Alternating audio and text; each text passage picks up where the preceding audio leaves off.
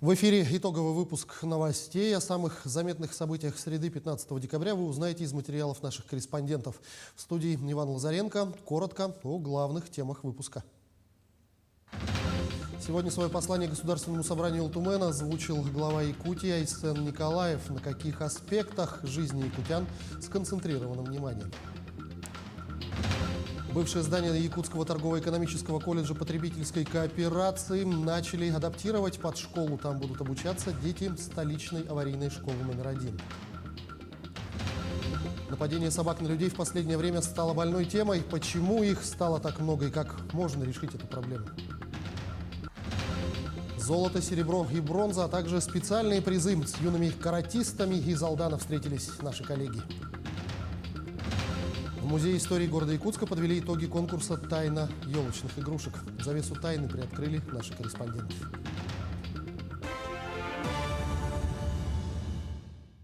Уголовные дела о получении и даче взятки возбудили в отношении главного инженера управления капитального строительства компании «Алроса» и представителя коммерческой компании. Согласно материалам дела, сотрудник «Алроса» с целью незаконного обогащения лично получил взятку в сумме более 4 миллионов рублей от представителя коммерческой организации. Отмечается, что он за эти деньги способствовал заключению дополнительного соглашения между «Алроса» и коммерческим предприятием. В отношении представителя коммерческой организации возбуждено уголовное дело о даче взятки. Это часть 5 статьи 291 Уголовного кодекса Российской Федерации. Взяткодатель и взяткополучатель были задержаны при передаче денежных средств и по ходатайству следователя Следственного комитета судом в их отношении избрана мера пресечения в виде заключения под стражу. Обоим уже предъявлено обвинение. В настоящее время в рамках уголовного дела проводится комплекс следственных и процессуальных действий, направленных на сбор и закрепление доказательственной базы. Расследование уголовного дела продолжается. Сегодня у здания Главного управления МЧС России по республике Саха-Якутия сотрудники обнаружили замерзающую косулю. Как животное оказалось в центре города, остается загадкой, но благодаря умелым действиям работников центра ГИМС косулю сберегли от бродячих собак и вылазки на проезжую часть. В ожидании инспекторов маленькую самку поместили в вольер, а после передали в дирекцию биологических ресурсов республики. Из года испытаний переходим в год развития. 2022 в республике пройдет под эгидой поддержки материнства. Сегодня свое послание Государственному собранию озвучил глава Якутии Айсен Николаев. Он акцентировал внимание на самых важных аспектах жизни человека и обозначил курс дальнейших действий по созданию комфортной, перспективной среды для якутян.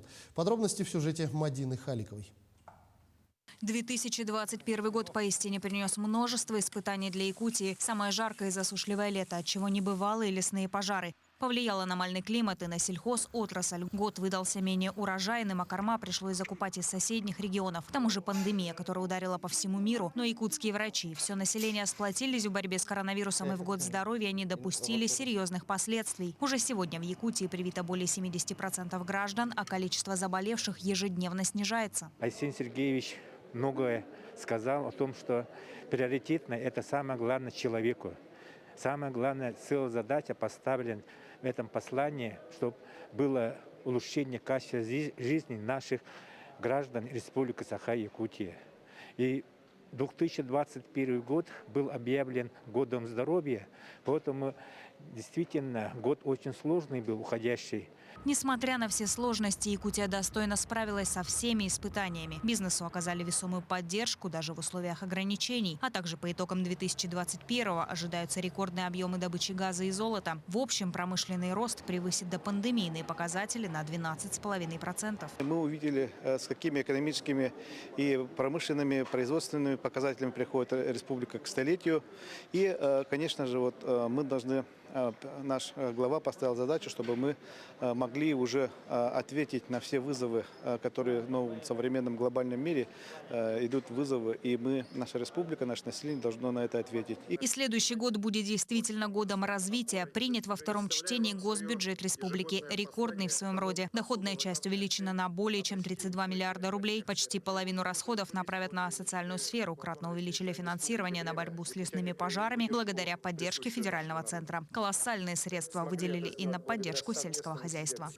В 2022 году финансирование сельского хозяйства достигнет рекордного уровня – 12,5 миллиардов рублей. Будут введены новые субсидии на заготовку мяса, овощей, картофеля и зерновых. Субсидии на поголовье коров в сельхозпредприятиях и крестьянских хозяйствах арктических и промышленных районов повысятся до 45 тысяч рублей на голову, а на поголовье кобыл с 1,5 до 3 тысяч рублей на голову. И эти средства, конечно же, пойдут напрямую аграриям и пополнят их доходы.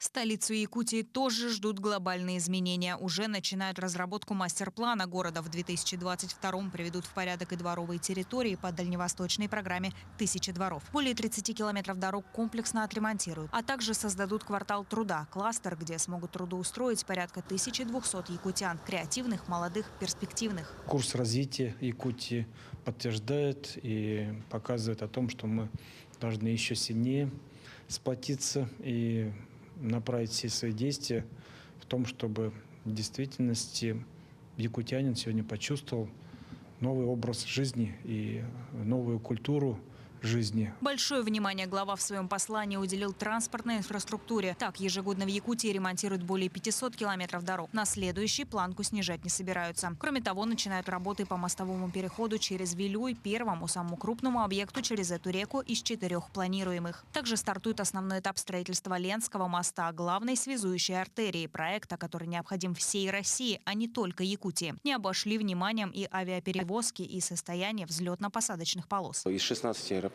которые реализовываются в комплексном плане магистральной инфраструктуры, сегодня 2 уже отреконструированы, и продолжится работа на 11 аэропортах. И, соответственно, вновь начинаем еще 2, это Полярный и Уснер. Уверен, что все планы, поставленные сегодня главой, мы реализуем в следующем году. 2022 в республике глава Айсен Николаев объявил годом матери. Он пройдет под эгидой поддержки материнства. Так, семьи, где воспитывают 5 и более детей, освободят от налога на имущество физлиц. А на каждого родившегося ребенка в 2022 году будут выплачивать по 100 тысяч рублей. Очень волнительно, очень рада, что такое внимание именно материнству, женщине и именно статусу матери, вот именно такое вот от Ильдархана Айсена Сергеевича такое внимание. Очень, очень рада. Слушатели отметили большую социальную направленность послания главы. В следующем году всем ветвям власти предстоит выполнить поручение Айсена Николаева, чтобы сделать жизнь каждого жителя республики лучше, как в городах, так и в маленьких населенных пунктах. Мадина Халикова, Григорий Николаев, Якутск. Перейдем к эпидобстановке. За минувшие сутки на территории республики зарегистрировали 199 новых случаев заболевания коронавирусом. Так, 70 заболевших выявили в Якутске, 39 в Нерюнгринском районе, 23 в Алданском. По 8 инфицированных зафиксировали в Мегино-Кангаласском и Налекминском районах, по 7 в Мирнинском и Хангаласском. По 6 человек заболели в Амгинском и Таттинском районах. Еще в 10 районах республики выявили от 1 до 5 заболевших. Что касается эпидобстановки в Нерюнгринском районе, она по-прежнему остается напряженной. Отмечается высокая заболеваемость по коронавирусной инфекции и незначительное снижение заболеваемости по респираторным инфекциям. По показателям коронавирусной инфекции произошло некоторое перераспределение заболеваемости среди возрастных контингентов. Так отмечается прирост заболеваемости по взрослому населению и снижение показателей среди детей. В связи с тем, что все-таки близится каникулярный период, и для того, чтобы максимально стабилизировать эпидобстановку к каникулярному периоду, было принято решение оперативным штабом от сегодняшнего числа о продлении ограничительных мероприятий по образовательным учреждениям, как дополнительного образования, так и общеобразовательных учреждений, среднее звено 6 и 8 классы, до 23 декабря включительно. После чего решение о снятии ограничительных мер будет приниматься уже по оценке эпидобстановки на территории района. Тем временем со вчерашнего дня школы Ленского района перешли на обычный режим работы. Такое решение было принято на оперативном штабе. Но обучаться очно будут только те классы, где менее 20% заболевших детей. Вопрос перевода классов на дистанционный формат обучения теперь будут принимать директора школ. Сегодня к обучению приступили в школе номер 1 15 классов из 30. В школе номер 2 10 классов из 40. В третьей школе обучаться очно будут 24 класса из 30, а в школе номер 4 16 из 25. Кроме того, к очному обучению будут допущены учащиеся детской школы искусств. Все дети перед уроками будут проходить термометрию, а в кабинетах станут чаще проводить дезинфекцию. На оперштабе также принято решение пока не открывать для очных занятий дополнительное образование и спортивные секции. Да, грипп у нас на территории Ленского района есть. Нужно сказать о том, что у нас нет 40% детского населения, привитых от гриппа, следовательно, иммунитета на сегодняшний день нет. И ОРВИ, уровень заболевания растет. Несмотря на то, что в течение недели и потом еще добавочных нескольких дней школы находились полностью на дистанционном обучении для того, чтобы вот эту ситуацию переломить. Вчера только они вышли на очное обучение. Тем не менее, у нас количество больных остается достаточно большим. Бывшее здание Якутского торгово-экономического колледжа потребительской кооперации начали адаптировать под школу. Сюда в следующем году перейдут обучаться дети из школы номер 1 города Якутска, которую признали аварийной. О том, когда отремонтированное здание примет своих новых хозяев и какие работы здесь планируется завершить до конца этого года, в материале Дмитрия Тымырова. Напомним, здание школы номер 1 города Якутска, который расположен по адресу Ленина, 32, признали аварийным, но ограниченно пригодным, поэтому капремонту не подлежит. Городские власти не раз встречались с родительской общественностью этой школы. И вот, наконец-то, в августе этого года вопрос был решен. Под школу будут адаптировать здание бывшего здания кооперативного техникума. Ремонтные работы здесь начались с 15 октября. По демонтажу работы закончили на 100%. Усиление и аварийно-восстановительные работы тоже практически закончили. По усилению фундаментов здания материалы сейчас все приобретаются по ходу производства работ. Заказаны материалы на вентиляцию. Но самое главное в этом объекте сейчас у нас это отопление. Отопление мы запустили 1 и 4 этажа. Сейчас 2, 3 этаж. До конца недели уже мы его запустим. Это связано с тем, что здание долгое время пустовало. И из-за этого вся коммунальная система пришла в негодность. Поэтому строители здесь полностью обновляют как канализационные и коммунальные сети, так и электрику. Ну, у нас 4 этаж уже под отделку идет. Там укладывается плитка, керамогранит.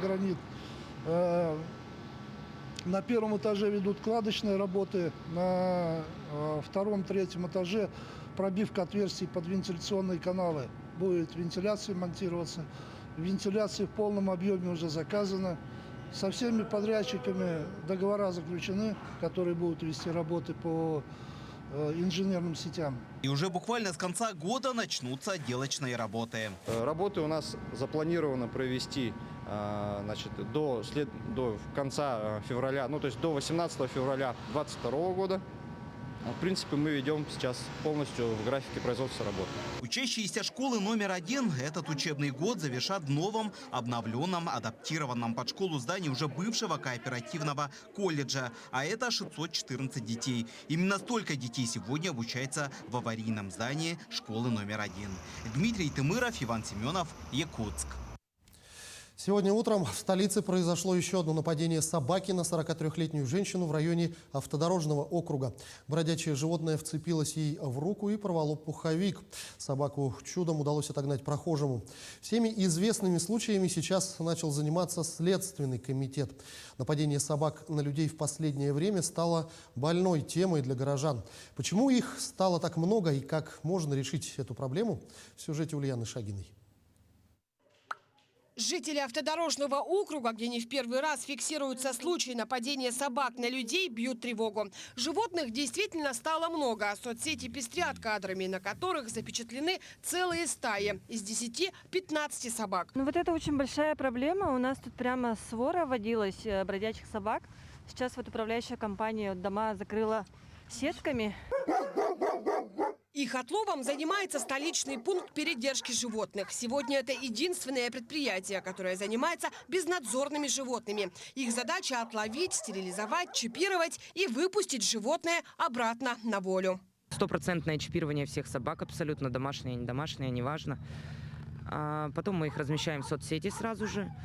Кто-то видит своего питомца, приходят, забирают, кто-то просто присматривает. Округа своими силами пытаются помочь пункту с отловом собак. В Сайсарском даже придумали ноу-хау – железную ловушку по принципу мышеловки. Тут нету человека, не присутствует, животное само видит, унюхает запах пищи, и прибегает, сама захлапывает. В день в такую вот ловушку попадаются 3-4 собаки. В этом году это рекордное количество. Каждую пойманную собаку округ обязан увезти в пункт передержки. Они не затратные. Дело в том, что материал мы нашли в ходе субботников, которые проводили в осенне-летний период. А саму сборку ловушек производят дворники управы. Если раньше к животным применялась эвтаназия, то теперь по закону после стерилизации собак просто выпускают на волю. В пункте остаются только самые агрессивные. И тут напрашивается вопрос, почему, если все они стерилизованы, количество бродячих псов только растет? В пункте уверены, всему виной нерадивые владельцы домашних собак, которые не умеют следить за своими питомцами. Вообще, мое мнение на этот счет абсолютно однозначное. Все эти собаки раньше были домашними. Абсолютно все, и просто так на улице они не появляются. В пункте уверены, решить вопрос с такими владельцами сможет только повышение суммы штрафов за нарушение правил содержания собак. Сегодня в столице таких санкций вообще нет. Чтобы когда собака сбежала с цепи, сорвалась или еще что-то, чтобы хозяин впереди этой собаки бежал и понимал, что ему придется отдать крупную сумму денег штраф. Это примерно какие штрафы должны быть, чтобы хозяин понял? Я считаю, что штрафы должны быть за первый самовыгул, если собака попалась в отлов. Это должно быть не менее 10 тысяч, чтобы они действительно ударили по карману владельцу собаки. Почему? Потому что иначе наше население не понимает ценности того, что эта собака, вы ее взяли, это ваш питомец, это ваш член семьи. Систему штрафов в пункте планируют ввести уже до конца года. Кроме того, ситуация сможет помочь частный пункт передержки, считает Екатерина Безрученко. Коммерческое предприятие смогло бы содержать бродячих животных столько, сколько нужно, а не выпускать их через месяц на волю. Ульяна Шагина, Григорий Николаев, Якутск. В постоянном представительстве Якутии в Москве открылась выездная фотовыставка «1 век из жизни Витима», посвященная 400-летию основания поселка Витим Ленского района. Экспозиция представляет историю первого промышленного поселка Якутии от дореволюционного периода до начала 20 века.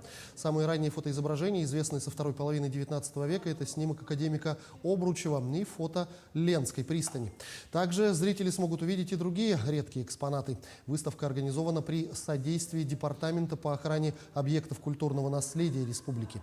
Ну а 2 года назад на площадке постпредства был презентован исторический фотопроект «Зашиверск. Взгляд через века», посвященный 380-летию одного из самых загадочных городов Сибири. Фотовыставка «1 век из жизни Витима» будет работать в Москве до января следующего года. У нас в республике очень большое количество населенных пунктов, обладающих уникальной историей. Это, конечно, и Витим, про который мы сегодня говорим, это и Алекминск, и Вилюйск. Мы договорились с коллегами, двигаясь навстречу 400-летию, которое мы будем отмечать в 2032 году, попробуем каждый год показывать какие-то населенные пункты, в том числе пользуясь площадкой нашего постоянного представительства, чтобы в финале, пусть это будет через 10 лет, у нас была большая галерея фоторабот, посвященных различным совершенно уголкам, различным городам, даже таким, которых сейчас уже нет на карте, как город Зашиверск. Алданская сборная по карате до Киокушинкай выступила на всероссийском чемпионате, который прошел в городе Иркутске. В поединках ребята завоевали золото, серебро и бронзу, а также взяли специальные призы. Впечатлениями и эмоциями победителей поделились с нашими коллегами. Эти кубки и медали школьницы поселка Лебединый Ульяна и Инна Жуковы завоевали на всероссийских соревнованиях по карате до Киокушинкай. Алданская сборная, в составе которой выступили 10 человек, на днях вернулась из города Иркутска. Оля заняла 1-е место, Инна – 3-е. Участники были как чемпионы, призеры мира неоднократные России, то есть такие уже финальные бои, и за выход в 4-ку были такие очень высокий уровень бойцов был. Вот нашу команду представляло 10 спортсменов, это основной состав, вот, и основной состав, все у нас в этот раз ребята в призах. Это видео одного из боев. Всероссийские соревнования были весьма напряженными. На татами силами и мастерством померились спортсмены из 22 регионов страны. Инна и Ульяна на соревнования выезжают не впервые. Почему решила пойти в карате? Следом за сестрой или вместе пошли? Вместе пошли. Был интерес, было очень интересно. Цель дойти до черного пояса. На секцию карате до Киокушинкай Ульяна и Инна ходят почти 5 лет. Когда они выступают на соревнованиях, кулачки за них держит вся школа. В Лебедином девочки единственные, кто занимается этим видом спорта. У меня большинство одноклассников также меня поддерживают, также поздравляют после турнира и с нетерпением ждут обратного моего возвращения. Безусловно, турниры и чемпионаты способствуют повышению спортивного мастерства. К соревнованиям алданские каратисты готовились серьезно. Режим тренировок послаблений не предусматривал. В подготовке к этому турниру у нас были 2 тренировки в день. То есть первая тренировка была в 6:30 перед школой. Вот мне говорят, там таланты. Я говорю, да талант это 1%, 99% это вот работа и труд. После соревнований каратисты также не расслабляются. Через неделю в Южную Якутию приедет знаменитый спортсмен. Он проведет мастер-классы для юных бойцов Алдана и Нерюнгри. Татьяна Вахнина, Георгий Баранов, Алдан. На базе детского технопарка «Кванториум» проходит 10-й региональный этап WorldSkills Russia. 41 участник из 8 регионов республики будут соревноваться в 4 компетенциях. Промышленный дизайн, эксплуатация беспилотных авиационных систем, проектирование нейроинтерфейсов и инженерия космических систем. Все компетенции для юниоров развиваются в логике основных соревнований WorldSkills, и в большинстве случаев они являются адаптацией взрослой компетенции с учетом возрастных особенностей и возможностей юных конкурсантов. Ежегодно проходит национальный чемпионат WorldSkills «Молодые профессионалы» в юниорской линейке. То есть сейчас проводится региональный этап на базе многих образовательных школ, образовательных учреждений республики работают различные компетенции. В прошлом году обучающиеся нашего конториума занимали первые места в регэтапе по компетенции разработка виртуальной дополненной реальности и проектирование нейроинтерфейсов, где попробовали свои силы уже на российском уровне. В Музее истории города Якутска подвели итоги конкурса «Тайна елочных игрушек». Кроме того, прошло и открытие одноименной выставки, на которой конкурсанты проекта представили более 70 работ на 3 темы – ретро-игрушки, современные игрушки и символ 2022 года. Продолжит Саргалана Неустроева. Выставка-конкурс «Тайна елочных игрушек» прошла под эгидой республиканского фестиваля «Зима начинается с Якутии». Главное требование – елочная игрушка должна быть сделана своими руками.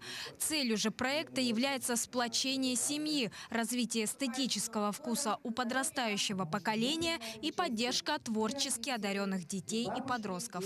16 ноября по 10 декабря мы организовали выставку, городская выставка-конкурс «Тайна елочных игрушек». Основной целью конкурса была именно объединить семью, чтобы родители своими детьми, своими руками сделали вот такие интересные игрушки. Оценить все работы конкурсантов было сложно. Каждая игрушка уникально сделана с любовью и вниманием. Работы одной из номинаций «Ретро-игрушки» особенно поразили жюри конкурса. Прямо вот увидел эти работы, которые игрушки такие ретро из 80-х, 90-х годов. Я прям, можно сказать, прослезился, да, вспомнил детство. Ватные игрушки такие вот мягкие, да, такие вот. стеклянные игрушки, что-то покрасили самим, да, тоже очень все замечательно сделали. Однако определить победителя номинации все же удалось. Им оказалась семья Сивцевых, чья елочная игрушка в виде фигурки советского мальчика в лыжной шапке и с красным флажком стала бы настоящим украшением любой новогодней елки. Семья признается, победа для них не главное, важен сам процесс. В прошлом году тоже участвовали в ЕКТ.ру, тоже елочные игрушки, и в этом году тоже решили поучаствовать. Между тем, помимо работ конкурсантов, музей представил и свою коллекцию елочных украшений советского периода и предметов быта, от Деда Мороза из ваты до разноцветной фольги. А увидеть все это и вдохновиться новогодним настроением можно будет до 20 января 2022 года. Сарглана Неустроева, Джилустан Иннокентьев, Якутск. Такими были итоги дня сегодняшнего. Ну а еще больше информации вы найдете на наших официальных сайтах yak24.ru и nvk-online.ru. Я с вами прощаюсь. Оставайтесь на нашем канале.